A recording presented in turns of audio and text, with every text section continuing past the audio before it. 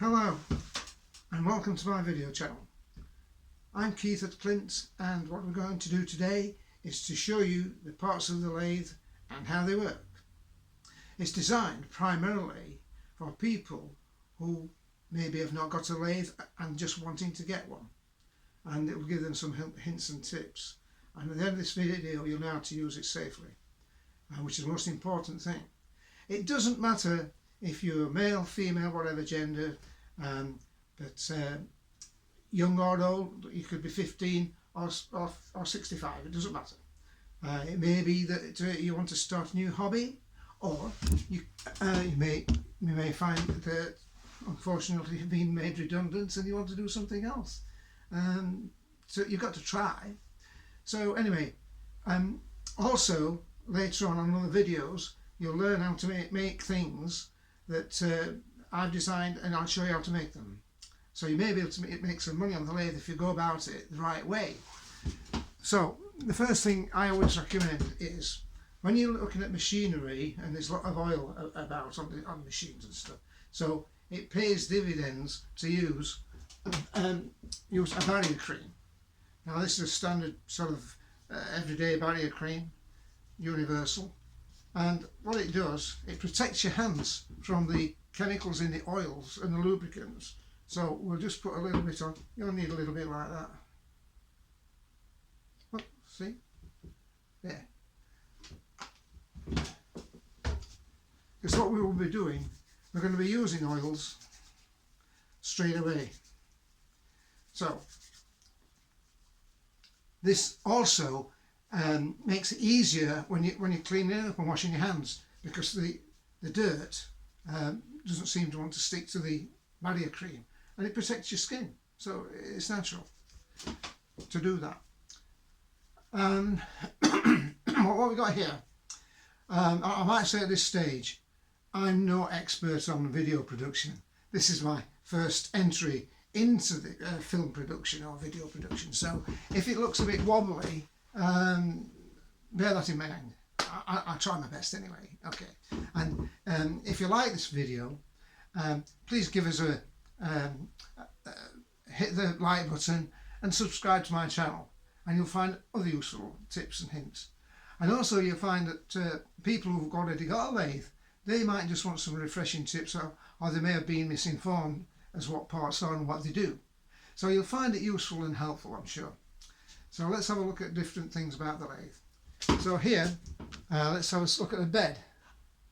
Now this is the bed of the lathe. The bed of the lathe stretches all the way around to the length of it, from the headstock to the tailstock. That's the tailstock, and there's the headstock. So the bed is important. You must have heard the expression, as you make your bed, so you must lie in it. Well, as you make your bed on the lathe, so must you turn on it. And believe me, it's important for the precision of the machine. So always look after it. So what we're going to do to start with is, prior to commencing any work, you look at the lathe bed and look at the lathe in general and clean it. Because it might be some time before you've looked at it, and it could have got dust settled on it and things like that, and different debris. So let's just wipe it with this cloth. So here we are. Whoops. So we'll just wipe around it like so. And that is before you move anything. Don't move anything on the machine until you've done this. I'm going to wipe over here as well now, on the slideways, and that's it. Okay, so we've collected quite a bit of debris on the cloth. The thing is, we're going to lubricate the slides now. So if you're lubricating over dirt, it's not good. So we've cleaned the surfaces, and now we can lubricate it. We've got an oil can here, and we've got some what they call slide oil on there. Incidentally, this machine is a 4.5-inch centre lathe. It's a British one. In America they call it a 9-inch swing lathe, but this one's a 4.5-inch centre height. Just the same, it's just the different ways of classifying them.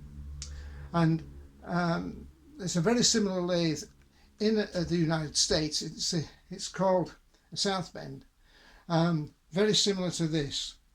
In fact, South Bend say that Boxford, who made this, copied it off them. But then I've heard people from Boxford saying, no, it was the other way around. But anyway, swings and roundabouts, I'm not really bothered. But I know it's a good machine. Okay, so we're going to lubricate the slideways. Let me see if you can see, yes. So, there we go.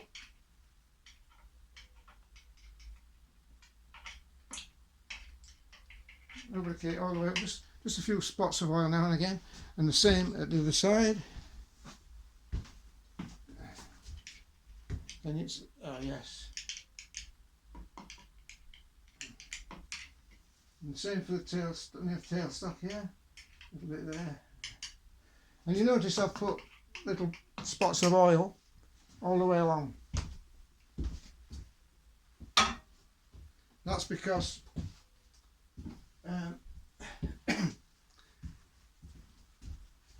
the slideways here will smooth the oil along with the oil scraper there and there, and it smooths the oil along the surface of the bed. Makes it easy to operate. Okay. Now,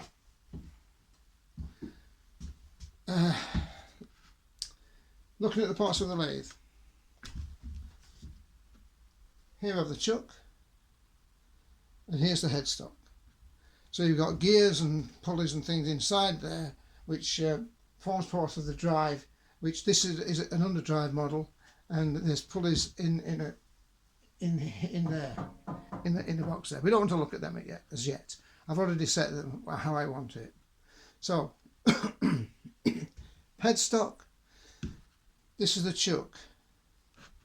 This gear handle here is if you want to change into what they call a back gear mode, and it gives a gear reduction so that you can get a different range of speeds, which are indicated on that plate there. Can you see them? It can say 1400 to 70 depending on which mode you're in, and then it goes up to down to 40 or 210. That's the general trend of things. And here you've got the operating switch there. There's an emergency switch there. Okay, we don't want to be, you won't be using that so often. Okay, so let's have a look at the other lubrication points now, because what I'm going to do now, this is what they call a SSSC lathe, which means it's a description meaning sliding, surfacing and screw cutting. So SSSC. Okay, often they describe like that. So some lathes don't have that facility.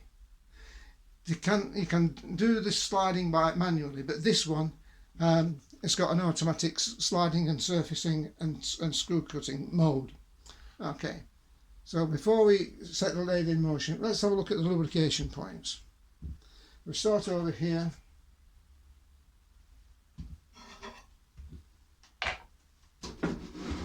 And you can see there's a lubricating point there with a little ball.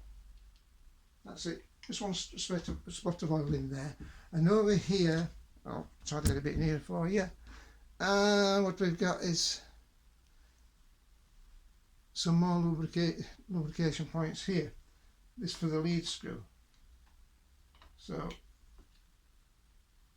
just one little shot there. There's one there. Whoops. This lubricates the Norton type gearbox, which that's that.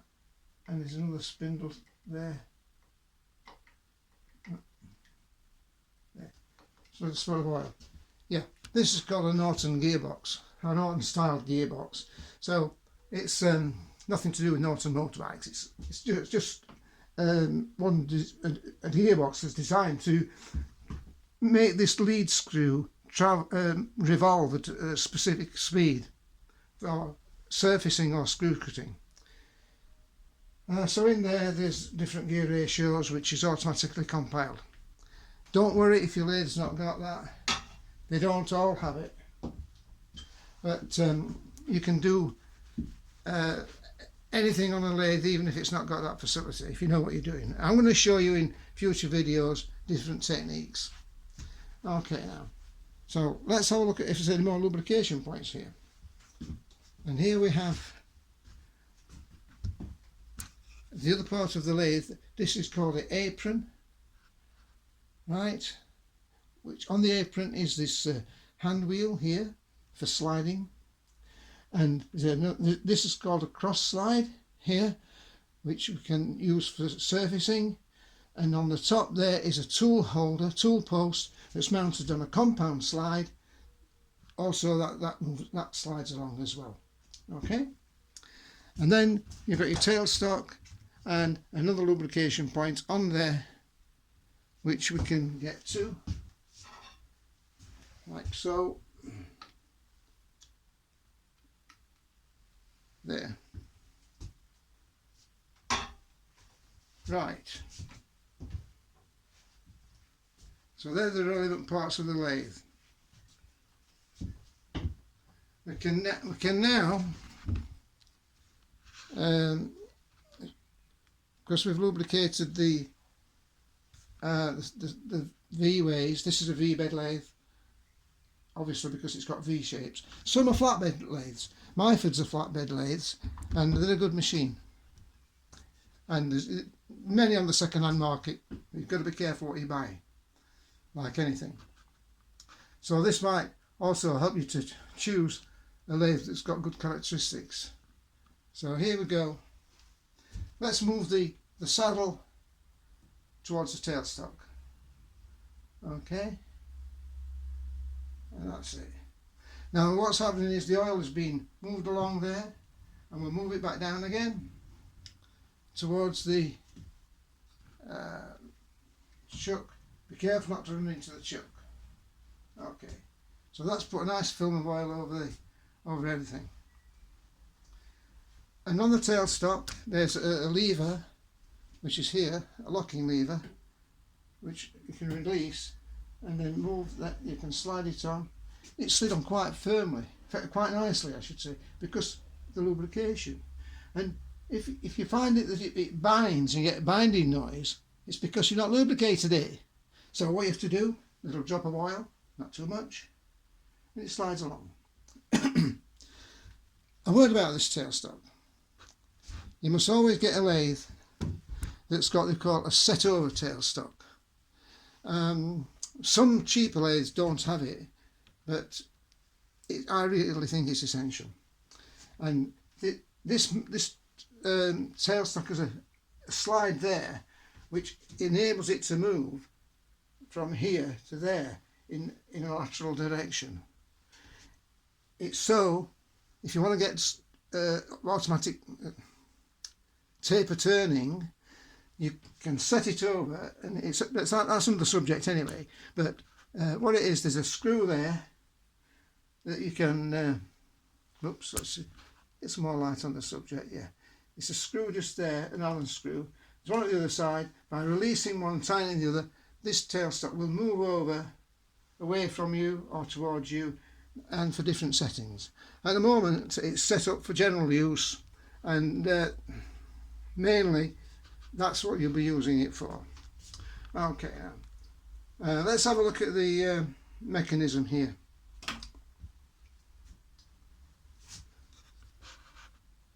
I have to say this, before you start a lathe and start working on it, warm it up first. I don't mean with a hot water bottle, but warm it up by running it at a reasonable speed. Now the speed controller on here is the switch, the on-off switch I should say, is here. So I'm moving to the right, we've got action. So this machine has already been warmed up. Let it run at a reasonable, that's going about 250 RPM, and I've already warmed it up for 10 minutes.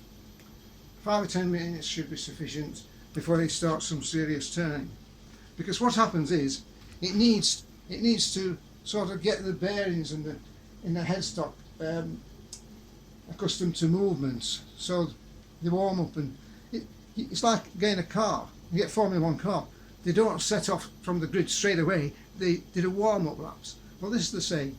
So it warms the headstock, and it can get warm as you're using it.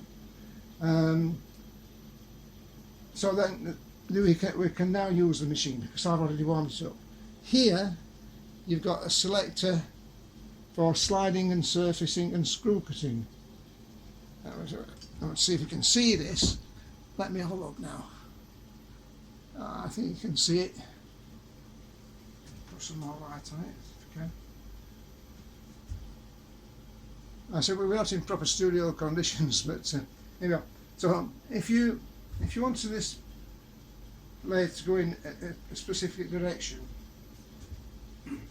you have what they call a tumbler reverse gear here, and that lever activates this lead screw. So before you move that lever, it's a red knob on, right? Stop the machine. Stop the machine. Now we can move that up to there. A good tip here. It's clicked into position, but I always just turn the chuck like that, and you can feel that it's free and it's located correctly. It always pays to get into good habits when you work in lathes, because you develop good habits and you've not developed the bad ones. So here we go. That's activated. I'm going to switch the machine on. Okay. And this device here is called a selector for sliding and surfacing. So we're going to select the one for sliding. Okay. Well, that's for sliding and that's for surfacing. Down there's 3 positions, and one's a neutral. One neutral, surfacing, sliding.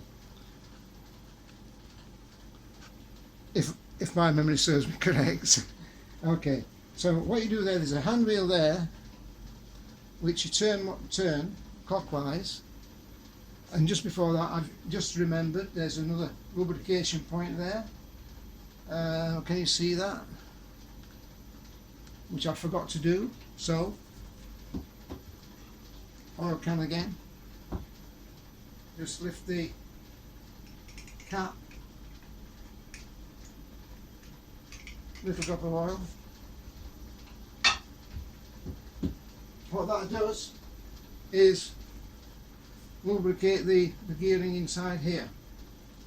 Okay, and also there's another one here which provides lubrication to the spindle that this wheel operates. Okay, activates I should say. Right, let's have a look then. I want the machine to go in this direction. So we've already located it there. We turn the knob.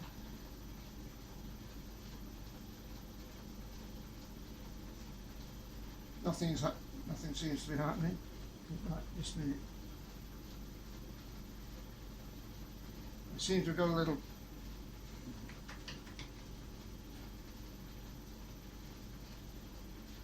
It seems to have got a little problem here.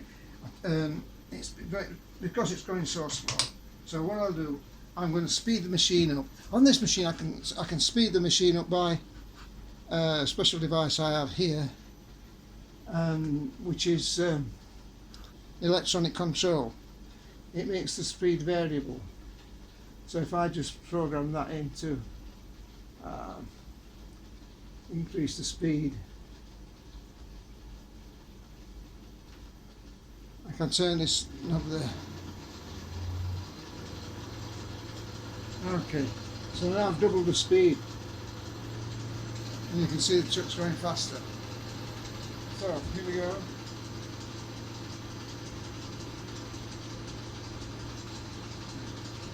It's in neutral. Put it into gear.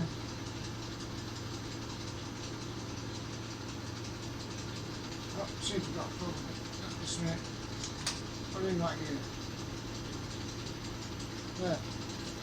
I got it in the wrong gear. Sorry. So you can see the hand wheel there turning. Okay? You can see it's moving towards the chuck. Now what I can do, if it's difficult to see there, I'm going to speed this up now.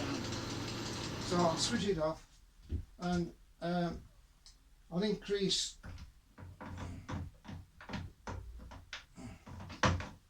the feed rate using the Norton type gearbox.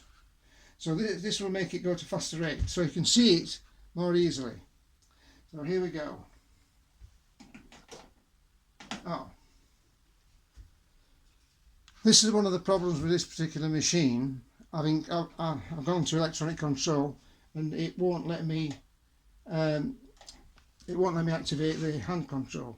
So I've stopped it. I'm going to start it again now, trying to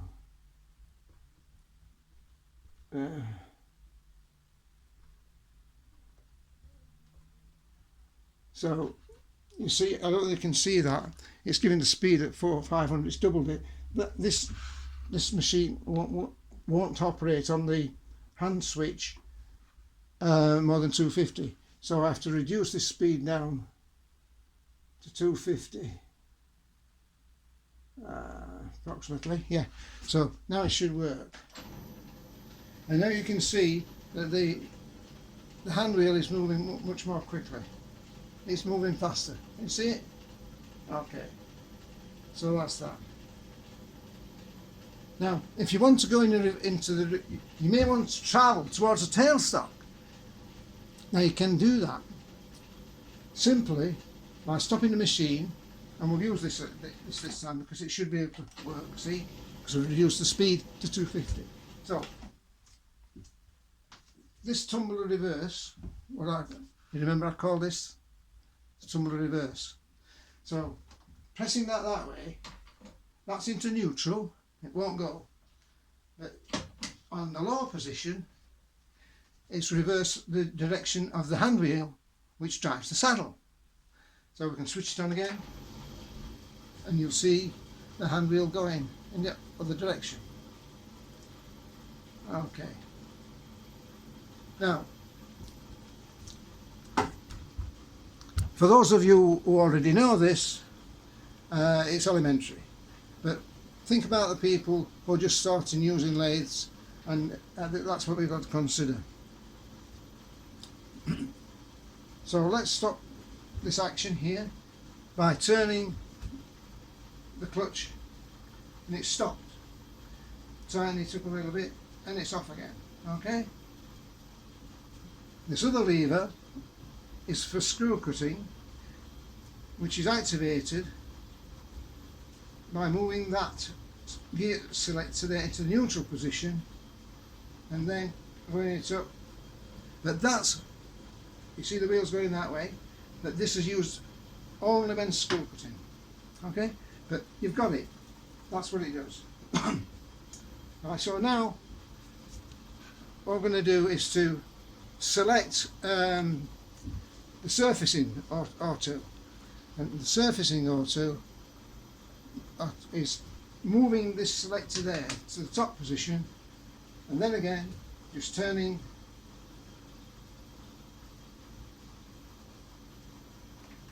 oops,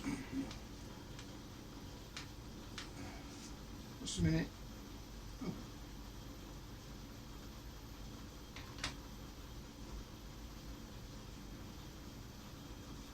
I selected it back in the top position. So you can see the handwheel moving there, that's automatically moving the cross slide away from you, so that you can surface cut wider areas, and you don't have to have the tedious problem of winding it by hand.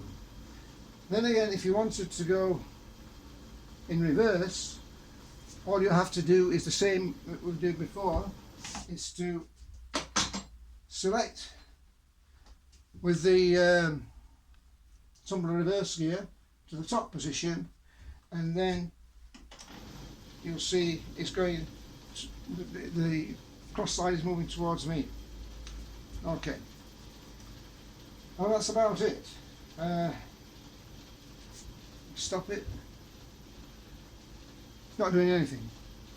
Always remember, when you use these, if you want to do it manually now you can do, but it's always best to select the lever, put the selector lever in the middle, because sometimes the gears and things work inside and it's harder to turn, and that you've got it. Now if you want to turn, I'm going to move this back into a different position because the lead screw is going too fast for what I usually do, so we'll stop it and move that to there. That's in the it's in the neutral position. I want to go on into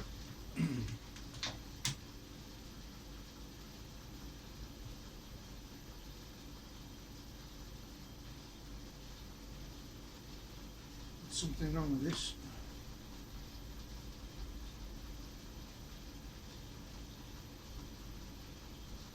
We seem to have got a technical problem here, so we can look at that later. Oops. This video is not edited, as you can see, but you get the general idea of it. It's just a technicality. It's something that might have... It's never happened to me before, believe it or not, but I'll sort it. I'll sort it in time for I'll sort this in time for my next video. I'm going to switch this machine off now. So there's one thing we've not looked at, and that's the tailstock. So here we go. Tailstock.